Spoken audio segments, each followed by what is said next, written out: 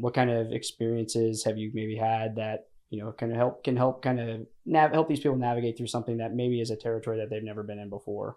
That's a really good question. It's a question I really like to get asked by the clients because anytime I ask someone to use this, one of the first things I ask them to do is call some references. So I give almost everybody when we look at their home, I say, I want you to call 2 people and I want you to speak with them about the service that we provided. And then I also will send them, we've got 115 reviews on Google, services that we've provided. But the feedback that we constantly get back is that we do what we say and we say what we do. We get a lot of feedback from our team. We're very particular on who we hire and bring on our team.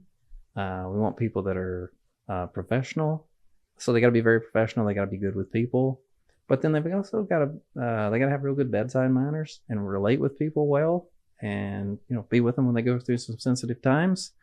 But then we've got to execute and do. If we tell you we're going to do something, we've got to execute. We got to get your house sold, and that's what you're bringing us to do, and provide a really good experience. We just had a closing. We had 2 closings recently. One family sold us their mother's home, and then another family sold us a brother's home.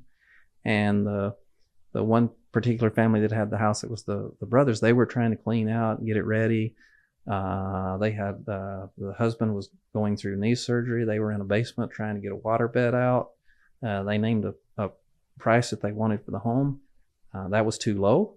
And so we paid them more than they were asking. They were going to get all of the stuff out. We sent them to the house. They pick out everything that you want here, everything else leave behind, and let us handle that. So they got more for the house. They didn't have to do any cleanup or pickup. And at closing, they just said it was so real, the service that we provided, and that's what we do.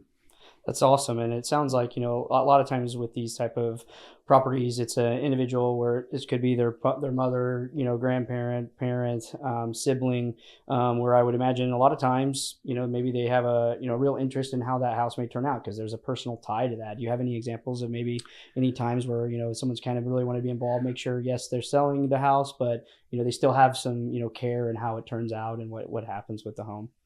That's a real interesting point that you brought up, because a lot of the people that bring us these homes, they celebrated Christmas in the home as a child or other things, and they really do care. So we remodel the homes, and we talk to the family and say, if you want to come out and see it while we're remodeling and see the process we go through, we can. We typically send them the design strategy from our designer on the front side, and then it's real rewarding when they go back and look at it. And most of the time, the text message when they've gone and looked at the house starts with something like, wow, unbelievable. I never dreamed that you would do something like this. And then what they appreciate about that too is most of the time they know the neighbors on both sides of the houses.